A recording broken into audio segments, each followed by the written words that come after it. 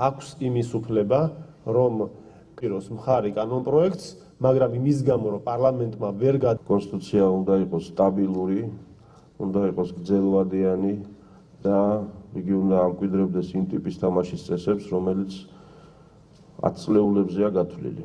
სამწუხაროდ, ბევრი ცვლილება კონიუნქტურით იყო განპირობებული დღემდე და ამან კონსტიტუცია სერიოზულად დააზარალა, მე ვიტყოდი.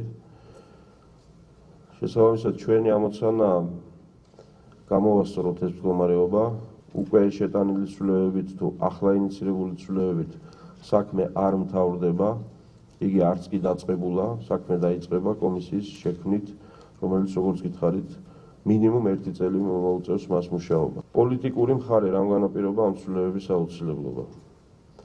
როგორც მოგახსენეთ, პირველ ეტაპზე ჩვენ დავაბალანსეთ პრეზიდენტსა და პარლამენტს შორის ურთიერთობა. ჩვენ მოვაგვარეთ რა ის პირველი და გადაუდებელი პრობლემა, ახლა ვაგვარებთ იმ პრობლემას, რომელიც წარმოიშვება სწორედ იმ 2010 წლის მოდელის ძალაში შესვლის შემდეგ.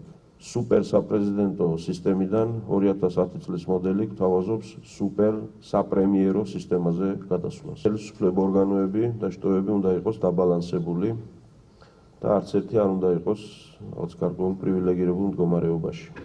ამიტომ ეს იყო პოლიტიკური გადაწყვეტილება კოალიციის, მისი ლიდერის პრემიერ-მინისტრი ივანიშვილის. ცვლილებები არის საჭირო, იმიტომ რომ პირველი ცვლილება რა შეეხება პრეზიდენტის უფლებამოსილების, ბოდიში პრემიერის უფლებამოსილების შეკვეცას, თქვენ გახსოვთ, რომ საქართველოს პარლამენტმა შეკვეცა საპრეზიდენტო უფლებამოსილება, რომელიც ჩვენი აზრით სრულიად არასწორად ჰქონდა საქართველოს პრეზიდენტს მინიჭებული და როგორც ჩანს, არ მინდა ყველაფერზე პოლიტიკური განცხადება ვაკეთოთ, მაგრამ ფაქტი სახეზეა, როგორც ჩანს, ამასაც იმზადებდნენ ახლა უკვე პრეზიდენტი სააკაშვილი ალბათ ამ რანგში აპირებდა მორგებას და ეხლა ის განუზომელი უფლებამოსილებები, რომელიც ჰქონდა პრეზიდენტს საქართველოს კონსტიტუციით მინიჭებული, ეხლა უკვე გადმოდის საქართველოს პრემიერ-მინისტრზე და დღევანდელმა პრემიერ-მინისტრმა ცხადია თქვა, რომ ეს უფლებამოსილებები ისმე რაც არ მეკუთვნის და რაც არ ეკუთვნის საქართველოს პრემიერ-მინისტრს, არ მინდა რომ ჰქონდეს მონიჭებული.